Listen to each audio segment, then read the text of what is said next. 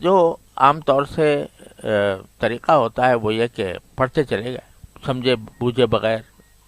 دھیان کیے بغیر پڑھتے چلے گئے، ایک منزل پوری پڑھ لی روزانہ، تو فائدے سے تو وہ بھی خالی نہیں ہے، انشاءاللہ اس سے بھی فائدہ ہوگا، اس واسطے کہ وہ بھی ذکر ہے،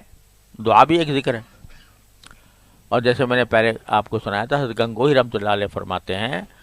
کہ اللہ کا ذکر کتنی ہی بے دھیانی سے کیوں نہ ہو، فائدے سے خالی نہیں ہوتا۔ بے دھیانی سے بھی کر رہا ہے آدمی تو بھی فائدے سے خالی نہیں، تو جو ایسے ہی پڑھ جائے تو اس سے بھی انشاءاللہ فائدہ تو ہوگا، لیکن اصل فائدہ یہ ہے کہ اس دعا کو سمجھ کر مانگے، پڑھے نہیں بلکہ مانگے۔ دعا پڑھنا اور بات ہے اور مانگنا اور بات ہے، اور جن کو عربی آتی ہے وہ اس کو سمجھ کے مانگے، جن کو نہیں آتی ترجمہ لکھا ہوا ہے اس کے نیچے، اردو میں ترجمہ لکھا ہوا ہے، وہ پڑھ لے اور اس کو سمجھ کر مانگے۔ بلکہ ہمارے حضرت تھانوی رحمۃ اللہ علیہ کے ایک منتسب نے وہ جو مناجات مقبول کی جتنی دعائیں ہیں ان کو منظوم بھی کر دیا، نظم کر دی، وہ نظم پڑھ لو اردو میں۔ تو غرض اب میں آپ کو یہ بات عرض کرتا ہوں کہ اگر پوری منزل جو ہے مناجات کی وہ آپ اس طرح نہیں پڑھ سکتے جس طرح میں کہہ رہا ہوں کہ سمجھ کر مانگنے کے انداز میں، تو آپ پوری منزل نہ پڑھو، ایک صفحہ پڑھ لو، ایک صفحہ پڑھو، 3 دعائیں ہوں، 2 یا 3 دعائیں ہوں گی اس میں، مثلا ہر روز 2-3 دعاؤں کو اس طرح مانگ لو، پڑھ کے نہیں، مانگ کے، کہ جو کچھ فرمایا گیا اس دعا میں اس کو سمجھو اور سمجھ کر مانگو، سمجھے؟ نہ پڑھو پوری منزل۔ فرض کرو آپ نے اس کام کے لیے 10 منٹ نکالے، اب 10 منٹ آپ سوچ لو کہ گھڑی دیکھ کے کہ 10 منٹ میں یہ دعائیں کروں گا، مگر پڑھتے نہ چلے جاؤ، بلکہ 10 منٹ میں جتنی دعا مانگ سکتے ہو، پڑھنا نہیں مانگنا، کہ اس کا ترجمہ پڑھو اور ترجمہ پڑھ کے اس ترجمے کو دل سے مانگو، سمجھے؟ دل سے مانگو تو بس کوئی حرج نہیں، پوری منزل نہ ہو نہ صحیح، 3 ہو گئی، 4 ہو گئی دعائیں۔ اور دعائیں ایسی ہیں، میں کیا بتاؤں آپ کو، ابھی جیسے میں پہلے آپ کے سامنے کچھ تشریح بھی کرتا رہتا ہوں کہ اکثر و بیشتر دعائیں ایسی ہیں کہ ایک بھی قبول ہو گئی صحیح معنی میں بیڑا پار ہو گیا، دنیا و آخرت کی تمام حاجتیں نبی کریم صلی اللہ علیہ وسلم نے مانگ لیا۔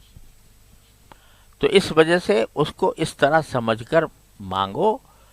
کہ بھائی تم کس یعنی لگ لپٹ کر مانگ رہے ہو، کسی سے گڑ گڑا کر مانگ رہے ہو، تو بندہ جتنا گڑ گڑاتا ہے نا اللہ تعالیٰ کے سامنے اتنا ہی محبوب ہوتا ہے۔ تو اس وجہ سے میں یہ کہہ رہا ہوں آپ حضرات سے کہ مناجات مقبول جو ہے یا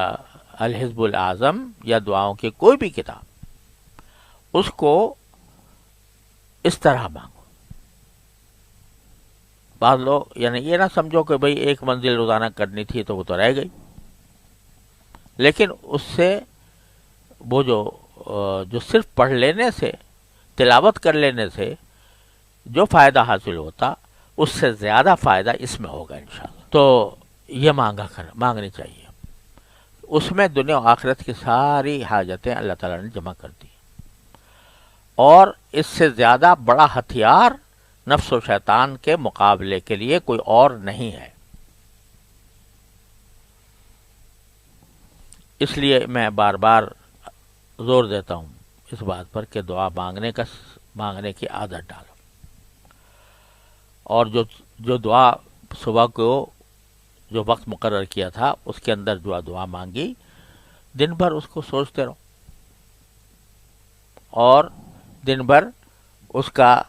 تصور کر کے دل میں مانگتے رہو، یا اللہ یہ کر دے، یا اللہ جو میں نے صبح دعا مانگی تھی وہ پوری کر دے، قبول کر لے۔ تو یہ اللہ تبارک و تعالیٰ کے ساتھ تعلق قائم ہونے کا بہترین اور آسان ترین راستہ ہے یہ۔ کبھی کسی زمانے میں جب کوئی اصلاح کرنے جاتا تھا تو بڑے بڑے مجاہدات کرائے جاتے تھے اور بڑی مشقتیں اٹھانی پڑتی تھیں۔ اب کہاں وہ مجاہدات کرو گے، کہاں وہ مشقتیں جھیلو گے؟ لیکن یہ قریب کا آسان راستہ بتا دیا ہمارے بزرگوں نے، تو اس کی طرف توجہ کریں، اس پر عمل کریں۔